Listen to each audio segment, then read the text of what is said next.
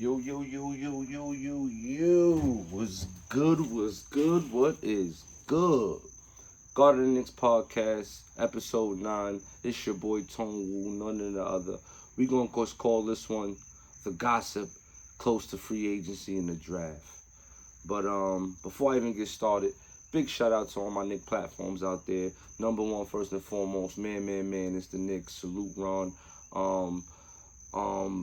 Uncle Freezy, Knicks at Night, Knicks Morning Drive, JD Sports Talks, For the Love of the Game podcast, ZL, heck, those are my dudes over there. I'm showing love. I was on their panel earlier. Knicks for Life, No Haters, Knicks and Bruises, Nothing But Knicks. You name it, we on it, you know what I'm saying? Go to the search bar on YouTube and just put in Knicks Podcasts and we all will pop up. We the greatest franchise in the world. Now, I want to get into a little bit of things as I've been hearing and been going on, not only in the rumor mill report, but things that have been going on a lot of other people's channels. I've been tuning in. I'm always watching, even when I'm not on the panel. But one of the main things I want to get into is the gossip and the trade rumors swirling back around Damian Lillard. Now, don't get me wrong. I love Damian Lillard. I could definitely see him on this team, and we can do big, great things if he can be on this team. But in order for that to happen, like everybody knows, and we've been preaching and been saying, we can't sell the farm and sell a team and give up too much to acquire Damian Lillard. Now, I say that to say this.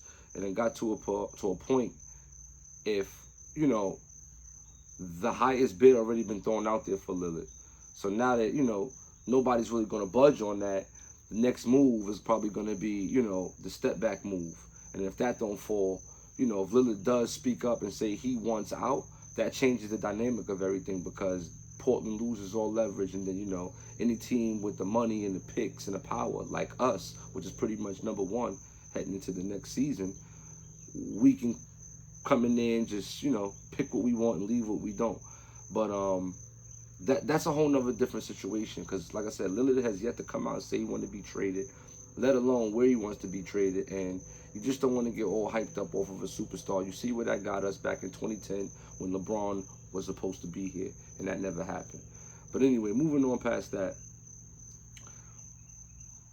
Damian Lillard, in my honest opinion, is better than any point guard we had since Clyde Frazier and arguably Stephon Marbury, right?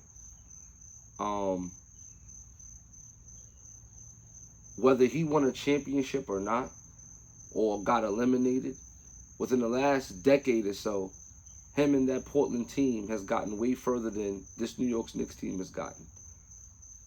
So, I say that to say this.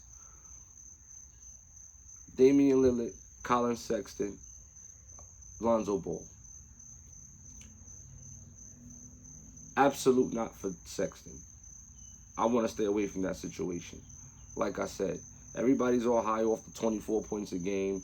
That in that situation, in my honest opinion, that's pretty much a wig on a pig. Like, he's getting 24 points a game, but he's not playing with nobody. There's no talent on that team. The organization is crazy. And if you can play, you can play. Obviously, you made it to the NBA. You was a high draft pick, so, you can do things. And with no talent around you, those are the kind of numbers you're going to put up. You know what I'm saying? I mean, I'm just not a fan of Colin Sexton. No disrespect to the guy. I mean, he can play, but I just don't want to play him for us in our system. Next is Lonzo Ball. Now, only thing I like about Lonzo Ball is his playmaking ability and his size at the position that he plays at point guard. 6'6" is pretty sizable for a point guard at this time, at this day and age in our league. But like someone else said on another channel before, Lonzo has the skill set but doesn't have the motor to put it all together and make it work and possibly hit his pinnacle and be better than what he is projected. And that's my whole thing with Lonzo. And I don't want him to come here and the lights get too bright, or the fans or the pressure in the media just take him out of his game. So I really kind of want to stay away from that one. Next, I want to talk about Damian Lillard for last. Damian Lillard is the best option for me on this team because, number one, he's a veteran. Yeah, he's 31, but like I said, in my opinion, he's playing like he's 27, 28. He can get. He's a go-to guy. He can get a bucket. He draws the double team, which will open up our offense and open up things for other guys, which can make guys better. You know what I'm saying? And with a guy like him on this team at his caliber, I just feel like there's no telling what we can do, and only great things would happen. But we're in a position to where if we're gonna go get Lillard, we're gonna have to go get a fourth team involved, a third and possibly a fourth team. We got the money, we got the picks, and we got the players. So there's nothing to it but to do it. I trust Leon, I trust the front office. They got us in a position to where you don't want to expect too much, but you also at the same time don't want to be back where you were. So just got to be patient. Great things are gonna happen. We're about a little less or a little over a week away from one of the first major moves from happening within the draft, and depending on what we do come draft night, you're gonna know what direction we're gonna go in with this whole free agency thing. But I'm gonna keep it nice, short, and sweet. Y'all know me. The briefer the video, the more views and playback you'll get. But like, share, subscribe. Thanks for tuning in. Tone Wu, Garden of the Knicks podcast, episode 9. The rumor mill, free agency, the draft. You already know. Peace.